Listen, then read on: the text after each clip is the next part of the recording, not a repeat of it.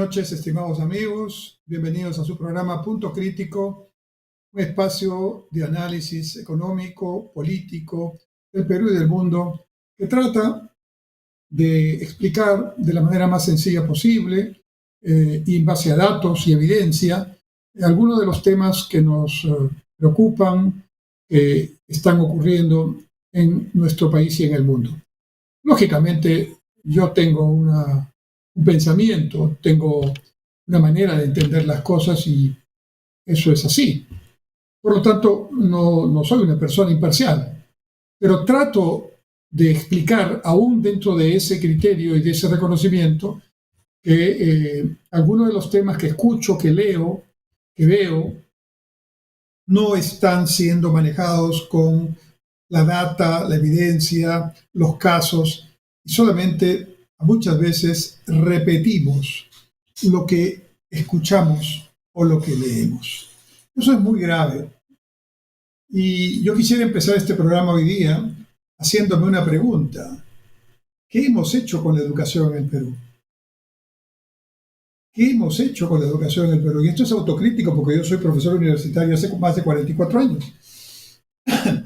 Yo, como colegas míos, creo que nos esforzamos por trabajar bien nuestras clases, mejorar nuestros contenidos, nuestros sílabos, actualizarnos, llevar cursos, trabajar en pedagogía, pero la educación de base, la educación básica, está haciendo agua, estimados amigos.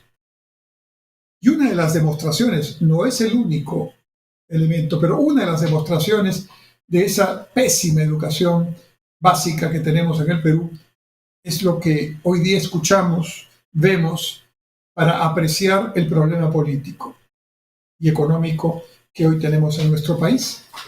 Entonces, es claro que tenemos un conjunto de problemas.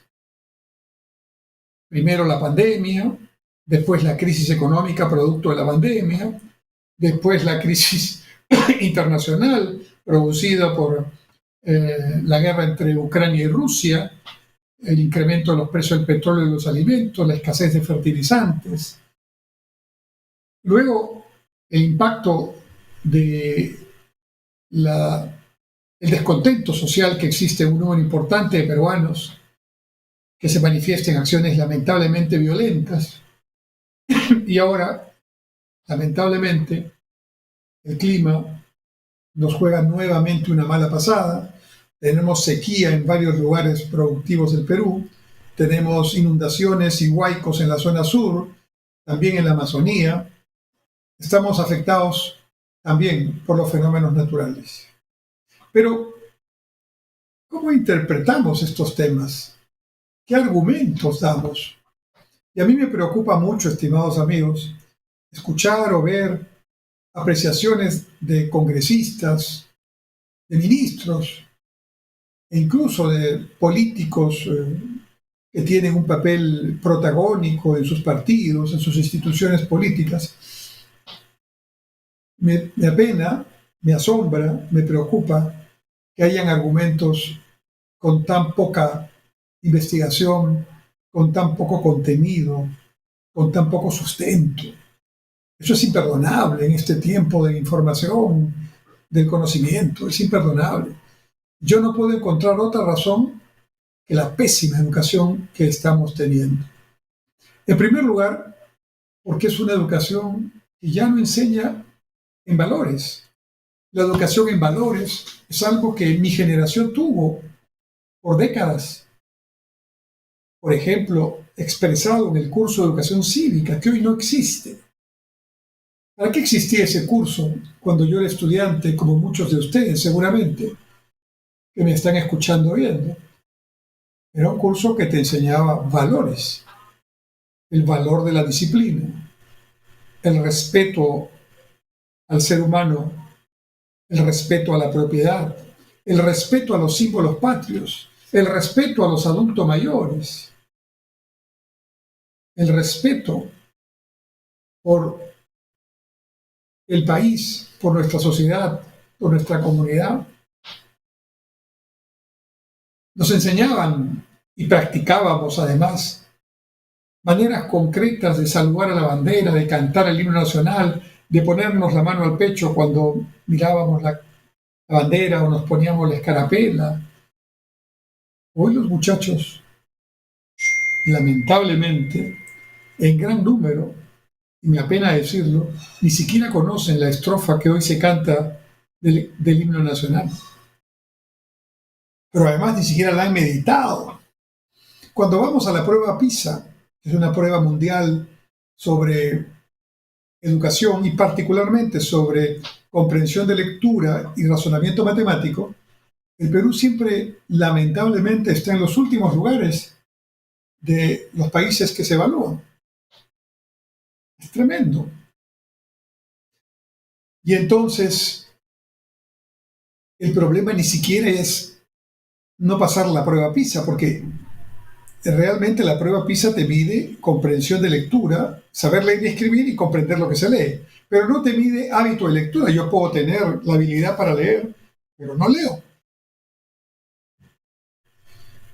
Y claro, algunos decimos, yo también lo digo a veces, los jóvenes de este tiempo no leen como leíamos nosotros, realmente leen todo el día, leen en estos aparatitos, leen todo el día, pero leen fake news, leen pequeños segmentos de un Twitter o de un Instagram o imágenes y no leen contenidos educativos vinculados, por ejemplo, a ciencia, por ejemplo, a literatura, por ejemplo, a artes, historia, geografía, por mencionar algunos temas. Y no es que no haya información. Si tenemos padres preocupados que buscan que sus pequeños hijos tengan un aprestamiento más allá de lo que se enseña en la escuela, hoy día tenemos en las plataformas sociales, por ejemplo, en YouTube, tenemos un YouTube Kids, que es cierto que la mayor parte está en inglés, pero hay partes que están en español o traducidas, y que son verdaderas enciclopedias en las que, jugando y con imágenes, el niño aprende, y aprende con mejores condiciones que las que teníamos nosotros a esa edad, hace 70 años atrás, 50 años atrás, cuando estudiábamos con el texto físico. De manera que no es que no haya información, no es que falten recursos, es que nos hemos acostumbrado a un mundo de la mediocridad, a un mundo del esfuerzo menor, a un mundo de la poca preocupación por saber qué ha pasado en el Perú, qué es lo que está pasando en el mundo, y por lo tanto tener cada uno su posición está muy bien, para eso es la democracia. Cuando no hay diferentes posiciones, estamos en dictadura. Y nadie quiere, por lo menos, la mayoría de los peruanos no queremos dictadura. Ya sufrimos dictaduras, muchas, variadas, de todos los tipos. Y queremos que haya democracia, fortalecer esta democracia, darle contenido, darle sostenibilidad, darle un, basamento social y político, institucional a esa democracia. Y la educación es clave, estimados amigos. El problema educativo es complejo, no solamente implica los contenidos y los estudiantes, también implica a los profesores, claramente. Pero les cuento algo como una demostración de cómo andan las cosas al revés. Yo soy economista y decidí estudiar economía porque en los cursos que tuve en quinto de media, tuve un profesor de economía política, así se llamaba el curso, que hoy no existe, que me entusiasmó al enseñar ese curso. Me interesé tanto que, pasadas unas deliberaciones entre ingeniería industrial y alguna otra carrera afín, decidí por la economía y fue una decisión correcta. Me encanta la economía, enseño economía, sigo estudiando economía y por lo tanto fue una decisión que se derivó de las clases que yo tenía en el colegio en un curso en particular. Conozco casos de estudiantes también que en el colegio, en cuarto, en quinto de media, se han decidido por la biología, o se han decidido por la ingeniería, o se han decidido por el derecho, o se han decidido por otras carreras basadas en cursos que tuvieron en su colegio, en buenos profesores, en experiencias interesantes que podrían digamos, que los marcaron y que definitivamente generaron ese interés. Hoy día, por supuesto, toda generalización es mala. Seguramente hay excepciones, pero lo que vemos claramente es una situación dramáticamente mediocre. No solamente no pasamos la prueba PISA o estamos en los últimos lugares, sino que además no solo no tenemos hábito de lectura. Yo pregunto a muchos estudiantes, a muchos jóvenes, ¿cuál es el último libro que has leído? Y realmente algunos se ponen a pensar durante un largo rato y no tienen respuesta. El hábito de lectura implica leer a la velocidad de cada quien, pues, y de lo que te gusta, ¿no? Un libro cada 2 semanas, por lo menos, ¿no? 2 libros al mes, aunque se puede leer más todavía. Y a más lectura, mayor desarrollo cerebral, mayor apreciación, más amplia y diversa apreciación de la realidad, y no nos quedamos allí repitiendo lo que otros dicen y con un pensamiento único que solo favorece a quienes quieren llevar agua para su molino y generar regímenes autoritarios y dictatoriales. Entonces, tenemos que poner énfasis en la educación, tenemos que reformarla. La educación peruana tiene valiosos ejemplos en colegios, en profesores que hacen, digamos, esfuerzos denodados, sacrificados, el profesor multigrado, multidocente, el que enseña en las zonas alejadas, que es el profesor del primer grado, segundo grado, tercer grado, cuarto grado, quinto grado, no hay otro profesor. El profesor que para enseñar se va río arriba 4 horas, 5 horas, a veces un día, para enseñar en la escuela y no regresa a su casa sino una semana después, el fin de semana. Eso existe en el Perú. Pero también existe, lamentablemente, la mediocridad. Y discúlpenme lo que voy a decir, pero el mejor ejemplo es el señor Pedro Castillo, que fue presidente de la República hasta que dio el golpe de Estado en diciembre pasado. El señor maestro rural, y eso no le quita ningún mérito, porque repito, los maestros rurales son los más sacrificados, los verdaderos apóstoles, que con grandes dificultades enseñan, hacen su tarea docente. Sin embargo, claramente, no sé qué habrá enseñado a sus estudiantes, pero por lo que podemos constatar de sus declaraciones, de su pensamiento, de sus discursos, se trata de una persona muy limitada. Y una persona muy limitada en lo cognitivo, conocimientos, y en lo emocional, lo que se llaman las habilidades blandas. Entonces, como profesor, ¿qué cosa ha transmitido? Ahora, revisando, no estuvo mucho tiempo de profesor propiamente en el aula.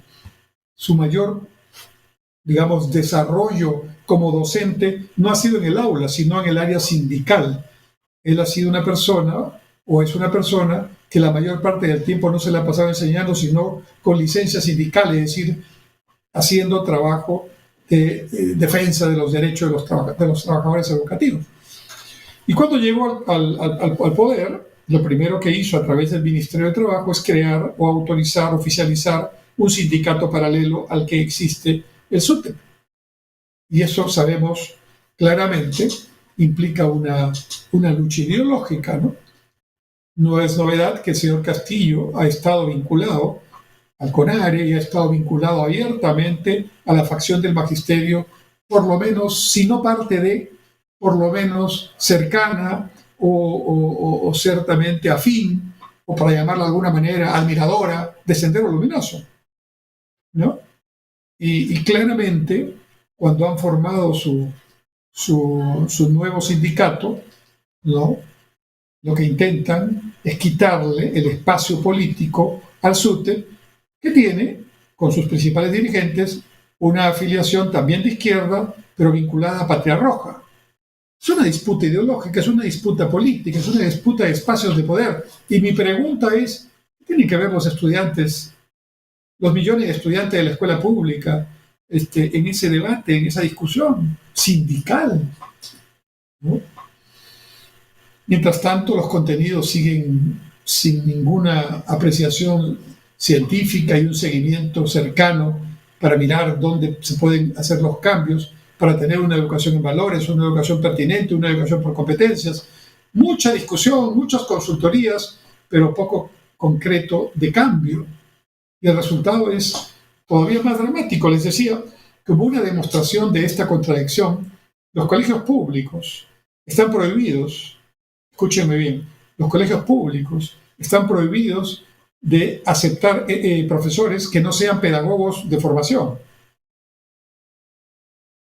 En los cursos que yo recuerdo más interesantes de cuando yo estuve en el colegio, los profesores, algunos eran maestros de base y que se habían especializado en ciencia, en historia, en química, y otros eran químicos, biólogos, economistas.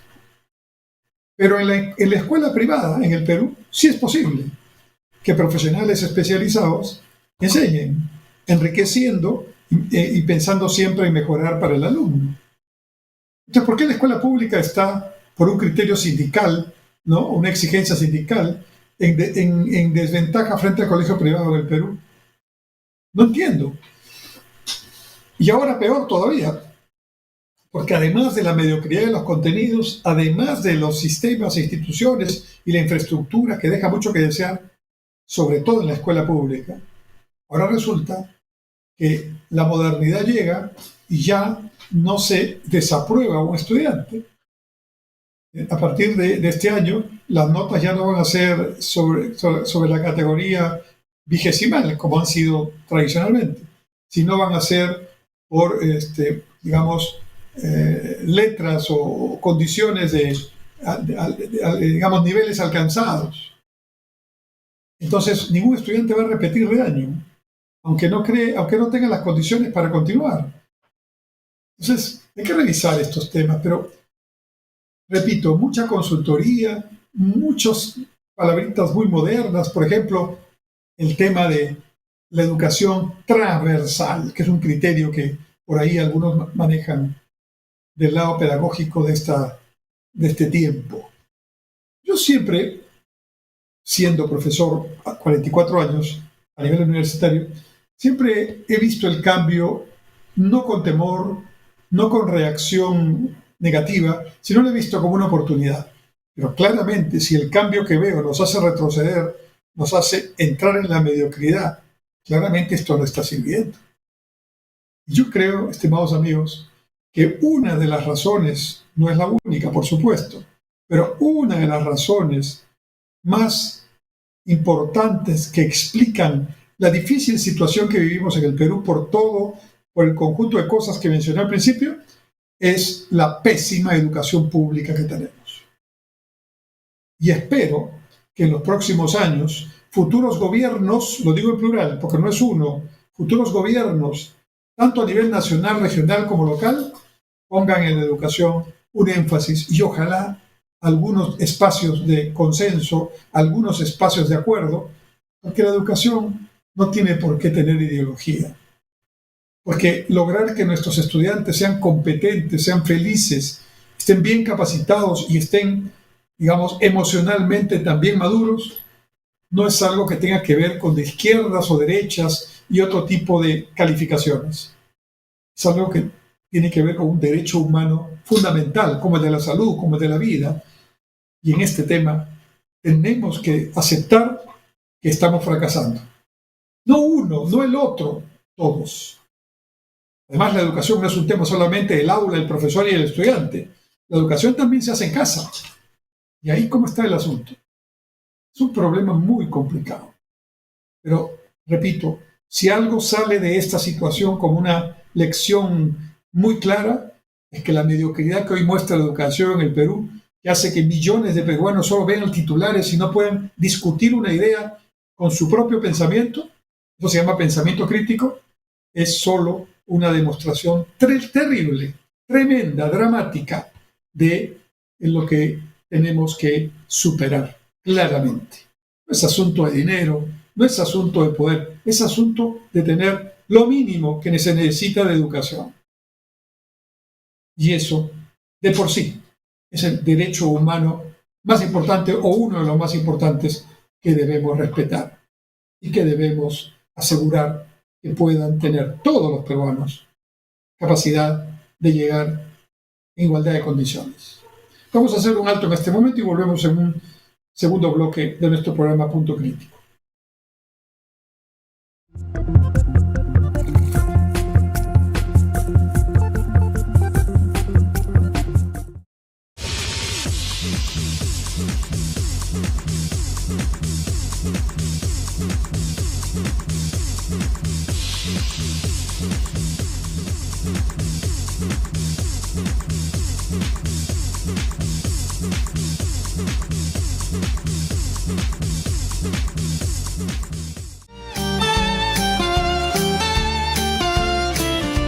Soy Electo Ceballos. Y yo, Fernando Kluger. Acompáñanos todos los lunes de 7 a 9 de la noche. Estaremos comentando sobre la realidad nacional de nuestro país en nuestro programa Contraste por Onda Digital Perú, canal 18.4 de la señal abierta.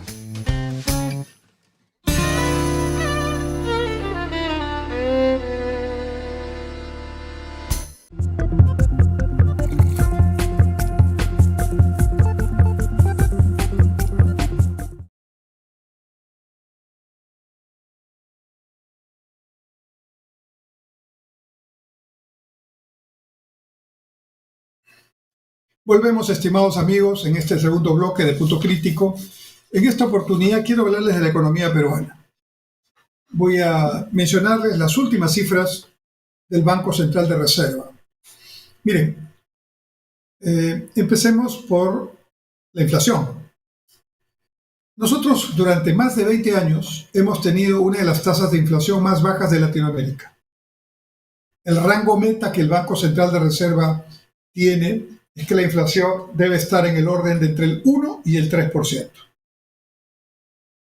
Esto es muy importante. Los jóvenes no conocen lo que es la inflación porque recién la han vivido en los últimos meses, pero nosotros hemos vivido inflación de 2 dígitos, inflación de 3 dígitos hace 40 años atrás. Entonces, eso era terrible, ¿no? La inflación es el peor de los impuestos, porque no te preguntas si tienes dinero, si tienes trabajo, si ganas poco, si ganas mucho. La inflación te afecta porque con el mismo dinero puedes comprar menos y cada vez menos.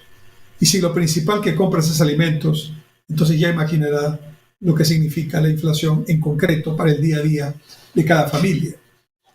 Y hemos tenido una inflación en todo el mundo, pero en Perú también, arriba del 8 o 9% el año pasado. Muy alta. 3 veces la inflación que teníamos antes de la pandemia, anual. Y es que, quiero explicar esto de una manera muy sencilla. La inflación se mide a través del incremento de los precios al consumidor de los bienes que consumimos, bienes y servicios. Bienes, por ejemplo, la papa que compramos en el mercado, la leche, el fideo, el pan. Servicios como un taxi o la entrada de un cine o un pasaje en el metropolitano. Entonces, todos los meses el Instituto Nacional de Estadística, INEI, manda a sus técnicos que van al mercado y compran y usan los servicios efectivamente que son los más importantes para las familias peruanas y luego, como tienen unas ponderaciones, unos pesos, una participación de cada ítem en el consumo de cada familia, porque han hecho encuestas previas a hogares, entonces multiplican ese precio por el peso que tiene y sacan un índice parcial. El promedio de todos los índices se llama el índice de precios al consumidor, que mide el incremento de los precios al consumidor en un mes, en un año. Y a la variación de esos precios se le llama inflación. Si estamos diciendo que el Perú ha tenido en los últimos 20 años antes de la pandemia una inflación no mayor al 3%, quiere decir que el conjunto de alimentos, transporte, educación, servicios durante un año subieron de precios menos del 3%. Es decir, casi nada. Por lo tanto, con una moneda, el sol, que ha tenido una baja inflación, ese sol es fuerte, en el sentido de que de un año, de principios de año a fin de año, sirve casi para comprar lo mismo. En cambio, La inflación el año pasado promedio, repito, fue cercana al 9%, pero la inflación de los alimentos fue entre 12 y 14%. Entonces, aquí viene la explicación. La inflación, que es, como repito, mala, no hay forma de decir que hay algo bueno en la inflación, afecta a todos, ricos y pobres, grandes y chicos, pero afecta mucho más a los que menos tienen. ¿Por qué? Lo voy a explicar. Porque la naturaleza humana exige que cuando uno tiene un dinero, lo primero que hace con ese dinero es comprar lo básico. ¿Y qué es lo básico? En primer lugar, el alimento, sin el cual no podemos vivir. Luego, la vivienda, el vestido, la educación, la salud, el transporte y las áreas de recreación. Entonces, claramente, la inflación de una familia que gana poco, vamos a decir una familia que tiene un ingreso familiar de 2.000 soles, ¿no? Generalmente, esa familia gasta entre el 50, el 60 y a veces el 70% de su ingreso en alimentos. De manera que 70% de 2.000 soles, ¿no? Es prácticamente 1.400 soles, ¿no? Y si el ingreso es menor, entonces si ganara 1.000 soles al mes, ¿no?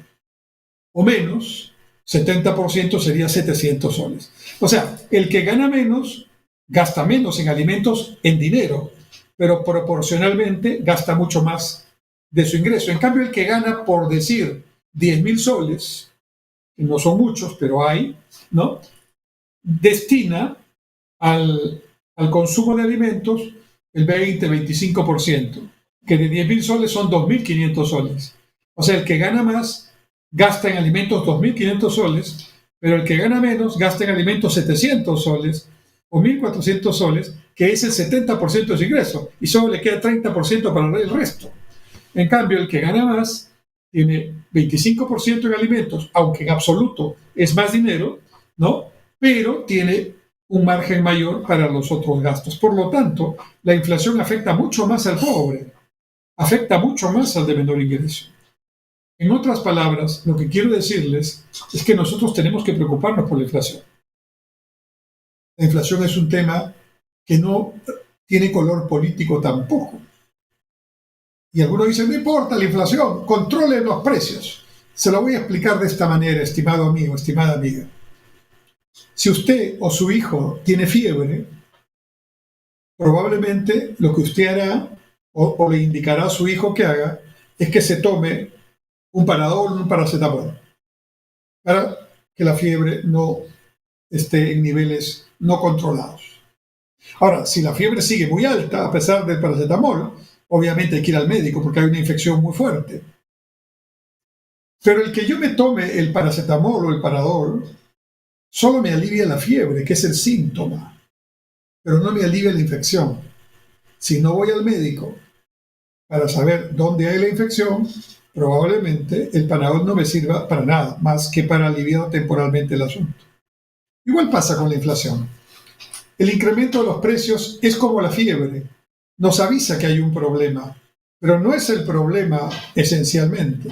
El problema esencial es que hay un problema entre oferta y demanda, un desajuste entre oferta y demanda. Probablemente la inflación se está produciendo porque hay una mayor demanda de las familias, de las empresas, del gobierno frente a la oferta que hay, ¿no?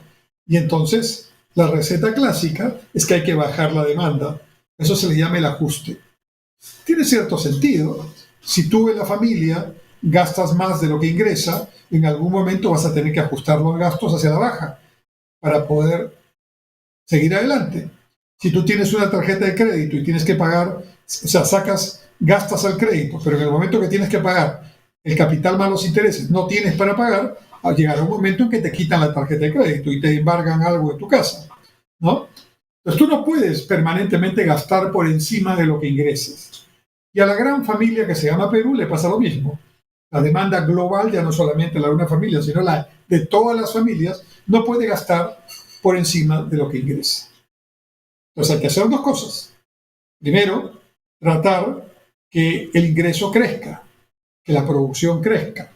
Porque si la producción y el ingreso crecen, entonces vamos a tener menos problemas, más empleo, más ingresos, y entonces ahí se puede gastar porque estoy teniendo más ingresos. ¿De acuerdo?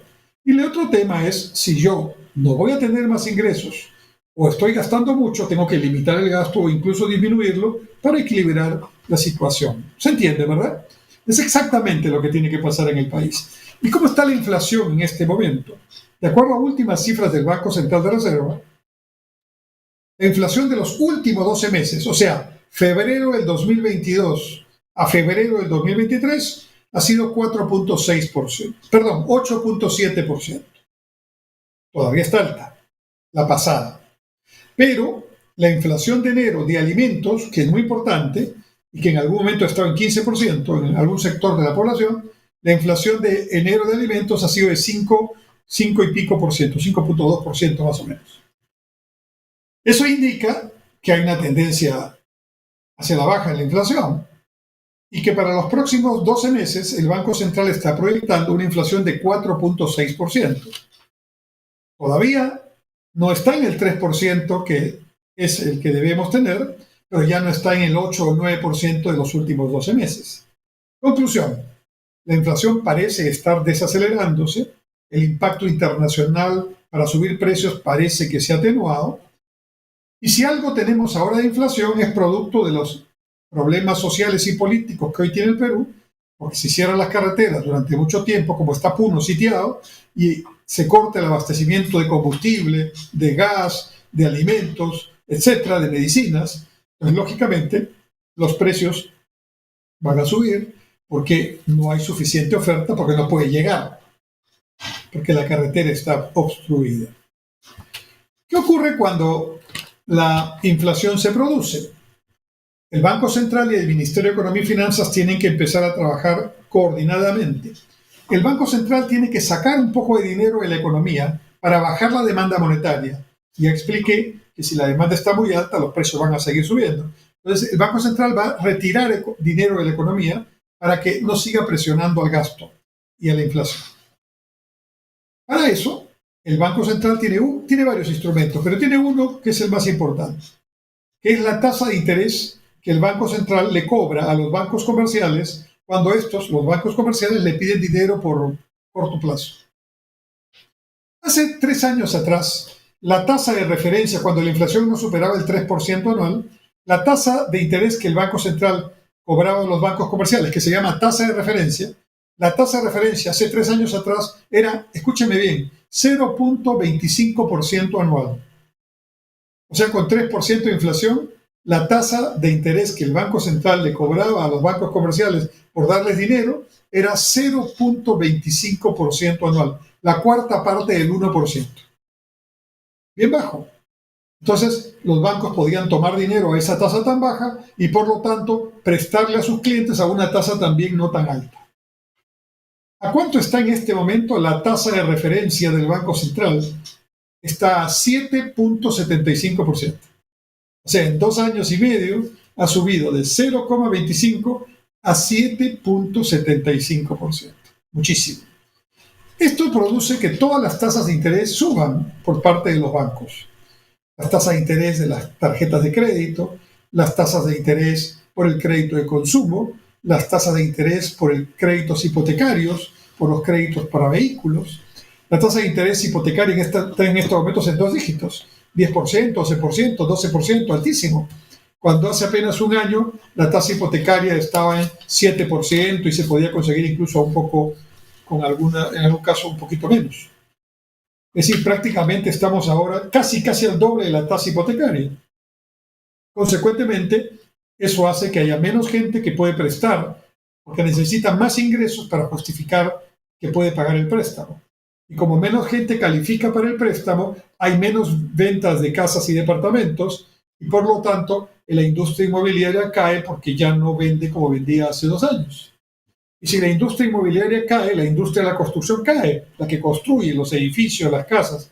Y si la industria de la construcción cae, es una industria altamente captadora de mano de obra, la mano de obra de construcción pierde trabajo, ya no tiene el trabajo que tenía y se produce desempleo o menos empleo que hace 2 años. Esta es la secuencia que estamos viviendo con la inflación. Entonces el Banco Central está haciendo su tarea. Yo creo que el Banco Central peruano es muy bueno, muy responsable, muy profesional y logrará, quizás este año o a principios del próximo año, volver al rango meta de inflación del 3%, o máximo 3% anual.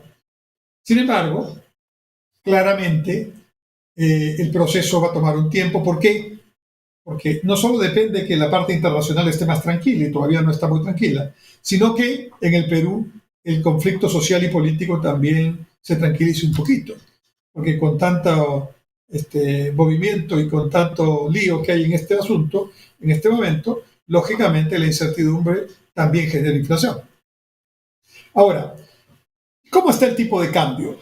Miren ustedes, con los ríos que estamos viendo y que seguimos teniendo, el tipo de cambio debería estar hace rato en 4 soles por dólar, solamente por especulación e incertidumbre. Pero el tipo de cambio incluso bajó a 3,80 y tantos, ahora ha vuelto a subir un poquito, 3,85 en estos días últimos. ¿Y por qué?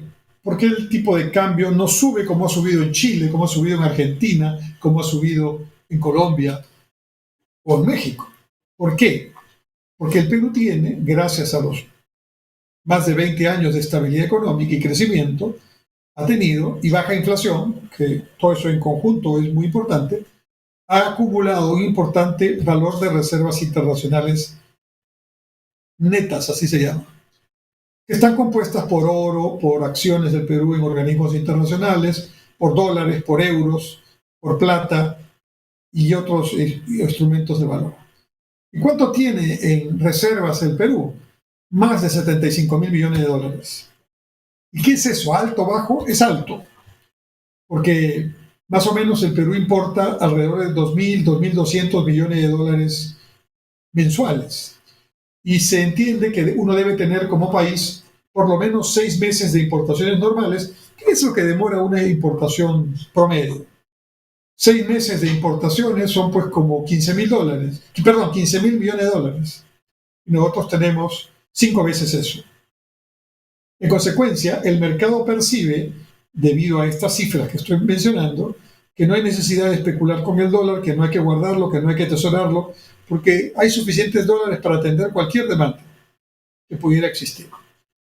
Esa es la razón fundamental por la que el tipo de cambio se mantiene bajo a pesar de toda la turbulencia.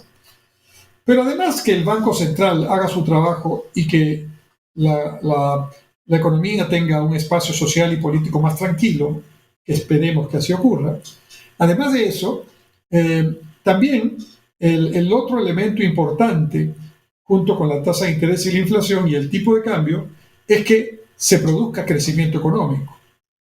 Porque ya dije al principio, para combatir la inflación, temporalmente puedo bajar la demanda, pero la única forma de que la inflación ceda es yo creciendo mucho más rápido que lo que estoy creciendo ahora. Y el Perú está creciendo muy bajo en este momento, alrededor del 2% anual, cuando hemos crecido hace 10, 12 años al 9% anual, al 7% promedio. No, es muy, muy bajo. Y eso explica por qué el descontento también.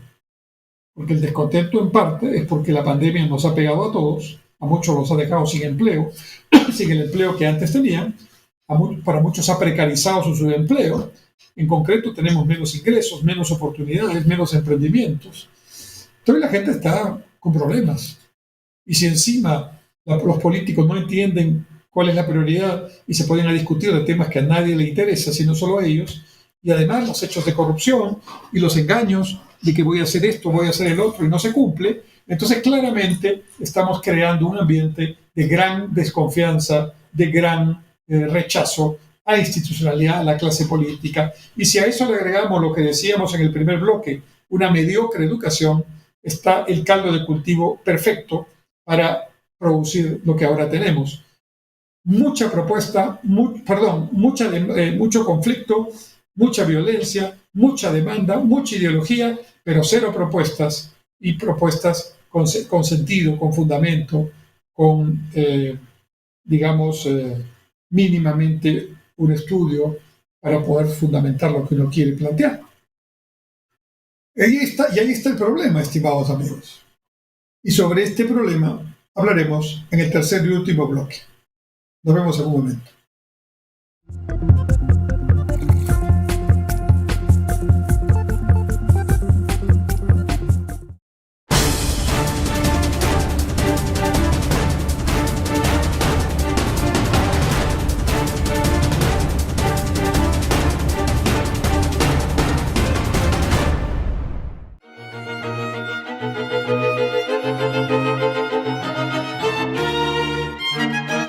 ¿Cómo están? Les saluda la doctora Mónica Salas y todos los viernes a las 7 de la noche tenemos un encuentro juntos en su programa.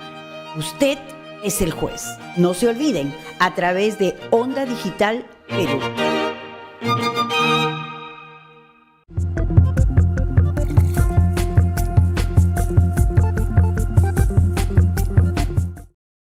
Estimados amigos, volvemos en el último bloque de su programa Punto Crítico, que transmitimos en vivo y en directo todos los días martes a las 7 en punto de la noche por Onda Digital Perú y sus canales asociados.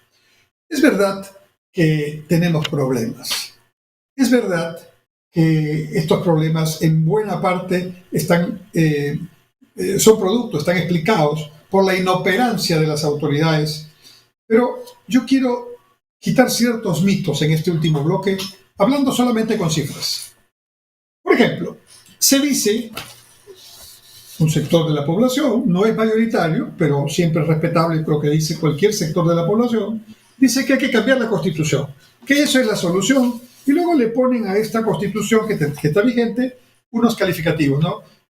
Constitución fujimorista, Constitución neoliberal, en fin, mucho nombre, mucho grito y poca sustancia.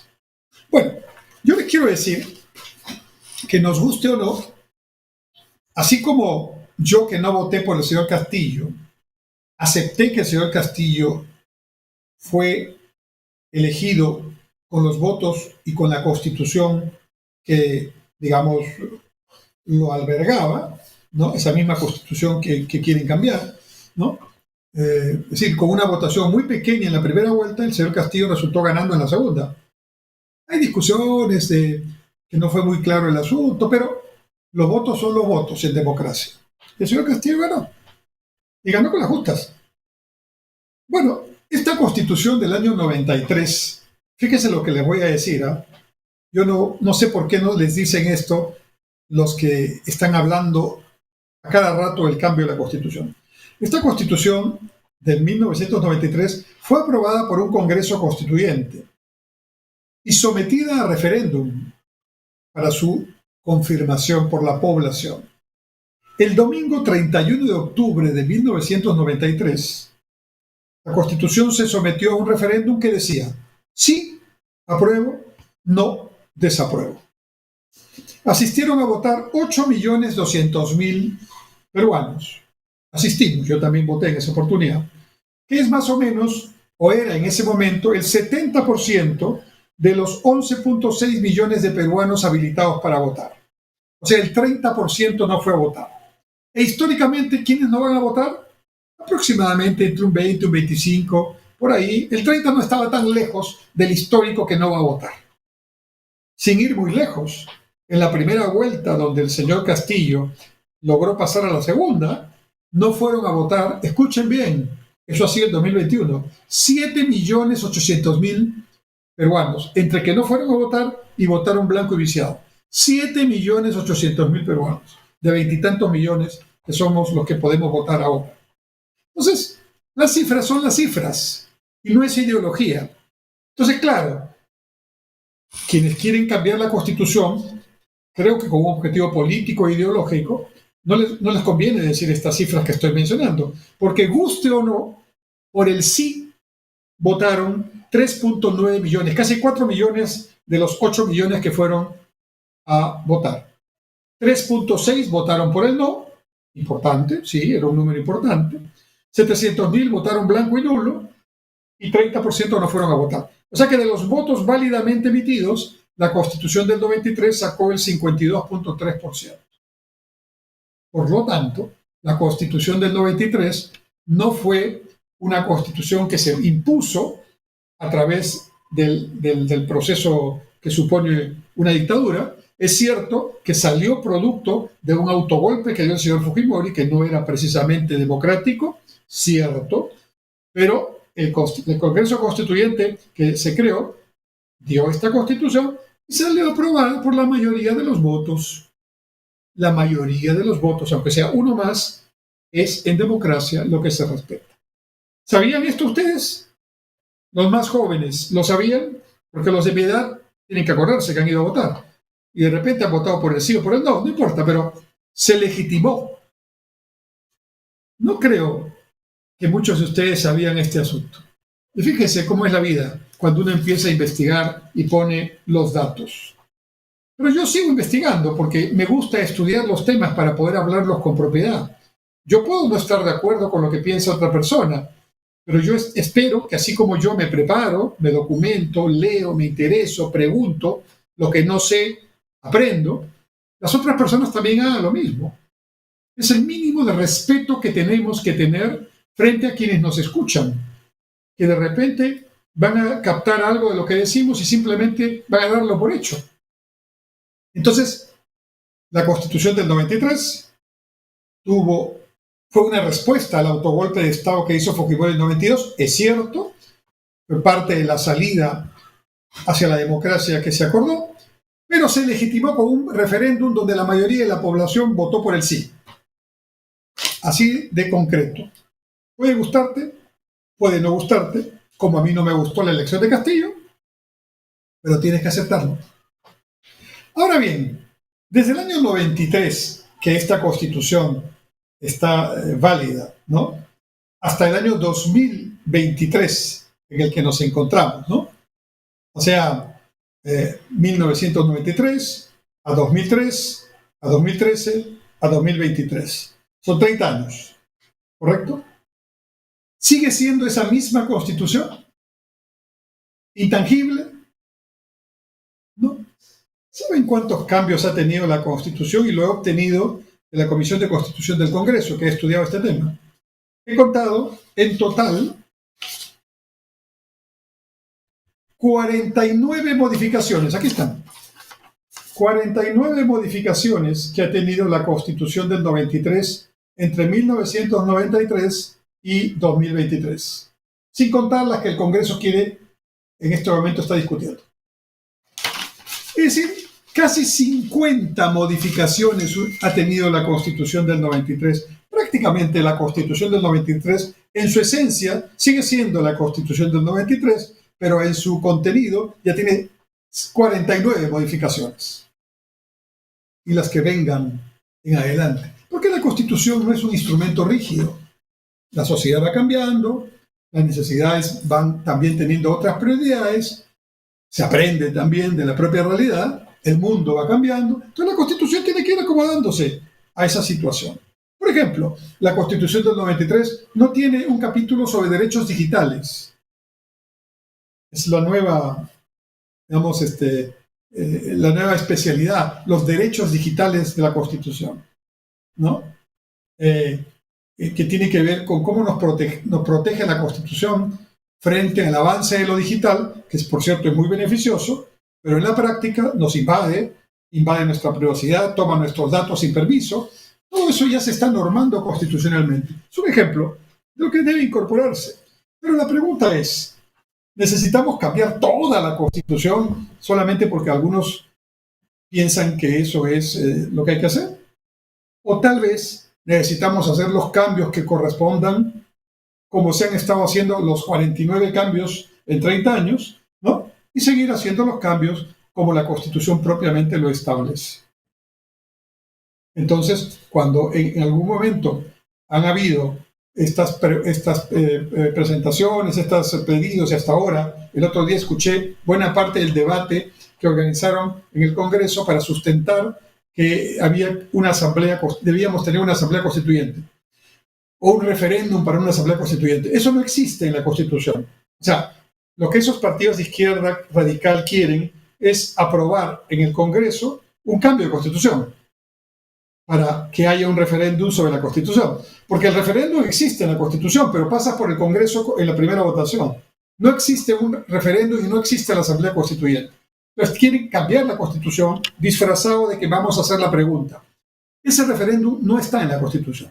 Por lo tanto, tendrían que tener 87 votos en 2 legislaturas continuas para lograr ese cambio, y ahí sí podría existir. Pero no existen los votos. Ni uno ni otro pueden conseguir 87 votos para hacer cambios sostenibles en la Constitución. En consecuencia, están engañando a la población. Entonces, lo primero que quiero decirles es que la Constitución del 93 no es exactamente la misma que se aprobó. Han habido ya muchos cambios y seguirán habiéndolos, ¿no?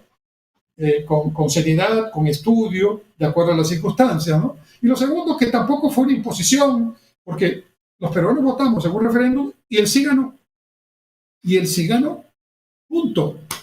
¿No? Podrán decir, sí, seguramente también hubo ahí trampa. Bueno, lo mismo que se dijo con Castillo, ¿no? Y hubo que aceptarlo porque los organismos electorales dijeron, es válida esta elección. Así funciona la democracia. Entonces, con estas cifras, ¿qué quiero decirles? Quiero decirles que seguramente encontraremos temas en la Constitución que hay que mejorar. Pero sinceramente, estimados amigos, los principales temas que nos preocupan no están en la Constitución. Los principales temas que nos preocupan para salir de la crisis en la que estamos no necesitan un cambio de Constitución. Empiezo por lo más importante, la generación de empleo. ¿O no? Es el primer tema de preocupación para todos los peruanos. Hemos perdido el empleo, se ha precarizado el empleo, hemos bajado los ingresos, queremos más empleos. Los empleos no se crean por decreto, por dispositivo legal, y menos el Estado. No está para crear esos empleos. El empleo se genera con las empresas que deciden invertir porque tienen confianza. Y al invertir generan empleos sostenibles con derechos. A más crecimiento, más empleos. Y en el Perú hay un autoempleo, el producto del emprendimiento creativo de millones de peruanos, que también crece cuando hay demanda y la demanda crece cuando hay crecimiento. Pero ¿qué es lo que está pasando en este momento? El principal problema para que no haya empleo no está aquí, sino está en la bajísima inversión privada que hay y la ineficiente inversión pública que ejecuta, pero sobre todo la baja inversión privada que hay, casi 0% de crecimiento. Por la desconfianza, por la incertidumbre, por los discursos antiempresa privada, ¿no? Por los calificativos, por la ideología, en fin, por todo esto. Y eso no va a cambiar mientras no cambie ese discurso, esa narrativa. Entonces, ¿qué ganamos diciendo que vamos a cambiar la Constitución? Ganamos que esa inversión privada diga, sigo sin invertir en Perú, sigo sin hacer nueva inversión. Y por lo tanto, seguimos sin generar nuevos empleos. Miren la trampa que tenemos. ¿Qué otro tema tenemos? Queremos combatir la inseguridad, los robos, los asaltos, los secuestros, ¿no? Al paso, en fin. ¿Se necesita cambiar la Constitución para eso? No. ¿Se necesita cambiar el Código Penal? Tal vez. El Código Penal, que no es Constitución, es ley. Pero sobre todo se necesita aplicar políticas eficientes, preventivas e integrales para la seguridad ciudadana. Eso no está en la Constitución. Eso no debe estar a nivel de Constitución. ¿Qué más necesitamos? Necesitamos mejorar la salud pública para que nos atiendan bien, a tiempo, para que no tengamos una situación de empeoramiento de la salud porque los hospitales o los centros de salud no están equipados, ni con médicos. Bueno, ¿y para eso tengo que cambiar la Constitución? No, tengo que aplicar políticas de salud adecuadas.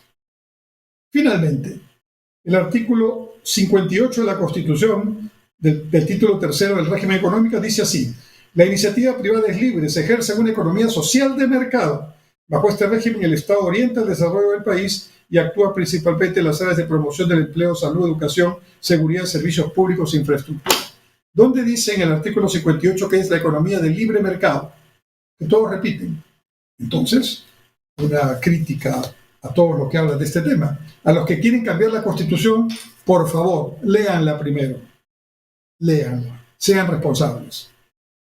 Porque a todos los que les preguntan, de todo, incluso congresistas, ¿no? ¿Y por qué quieren cambiar? ¿Dónde están los artículos? No saben qué decir, estimados amigos. Repiten, bla, bla, bla, la ideología neoliberal, el golpe de Estado, no sé. ¿Qué quieren cambiar? ¿No? Pero también los que defienden la Constitución, me refiero al Congreso y algunos otros políticos que dicen no hay que cambiar la Constitución, tampoco saben explicarla. Probablemente tampoco la han leído bien. Entonces, ni uno ni lo otro. Y vuelvo al tema con el que empecé el programa de hoy día. ¿Qué hemos hecho para llevar la educación peruana pública a un nivel tan bajo, tan mediocre, que produce estas situaciones que estamos constatando en el Perú? Es lamentable, es algo que debemos superar, y con estas apreciaciones y con los datos que les he dado, espero haberlos ilustrado un poco para que ustedes también hagan ese ejercicio.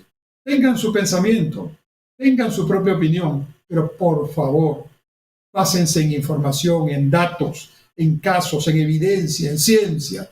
No repitan lo que otros dicen y no solamente queden con frases ideológicas, que pueden ser muy bonitas, que incluso pueden ser muy efectistas, que pueden ganar un aplauso pasajero, pero no sirven para nada. Porque finalmente, para crear empleo, para que haya menos robos, para que haya mejor educación y salud, para que haya ingresos, necesitamos crecer y necesitamos un Estado moderno y no un Estado anquilosado como algunos pretenden retrotraer. Dios mediante, volvemos el próximo martes a las 7 de la noche en punto por su programa Punto Crítico por Onda Digital Perú. Hasta entonces, que Dios los bendiga. Buenas noches.